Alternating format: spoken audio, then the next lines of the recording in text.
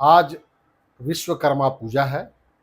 देश के तमाम कर्मकार शिल्पियों को हम विश्वकर्मा पूजा की बधाई भी देते हैं। और आज ही के दिन देश के प्रधानमंत्री नरेंद्र मोदी जी का भी जन्मदिन है। उनके भी 75 वर्ष के इस जन्मदिन की मैं बधाई देना चाहता हूँ। चूँकि उनके जीवन का ये अमृतोत्सव है, तो निश्चित रूप से उनको बधाई बनता है। और उन्होंने काफ़ी संघर्ष भरे जीवन में जीरो से हीरो बन करके देश में एक उदाहरण पेश किया है। लेकिन जिन्होंने जिन्होंने उन्हें इतनी ऊंचाई देने में योगदान दिया, वैसी संस्थाओं को तो उन्होंने काफ़ी आगे पहुंचाया।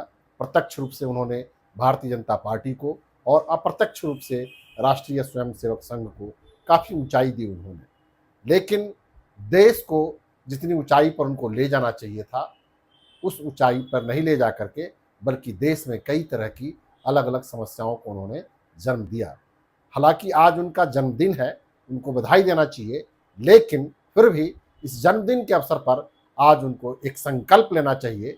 चूँकि वे अभी भी 4 साल देश के प्रधानमंत्री रह सकते हैं, तो आज के दिन उनको 4 संकल्प लेना चाहिए।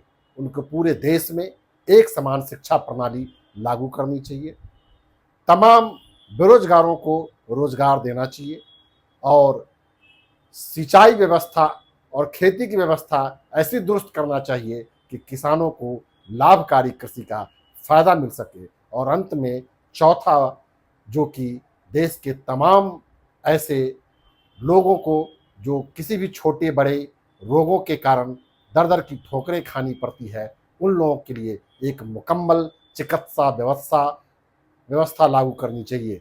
अगर ये 4 चीज़ें, गुणवत्तापूर्ण शिक्षा, हर हाथ को काम और हर खेत को पानी और लाभकारी खेती, तथा अंत में एक अच्छी चिकित्सा व्यवस्था लागू हो जाए, तो निश्चित रूप से देश का कायाकल्प हो सकता है। आज उनको अपने जन्मदिन के अवसर पर इस तरह का संकल्प लेना चाहिए। पुनः मैं देश के प्रधानमंत्री नरेंद्र मोदी को उनके जन्मदिन की बधाई देता हूँ।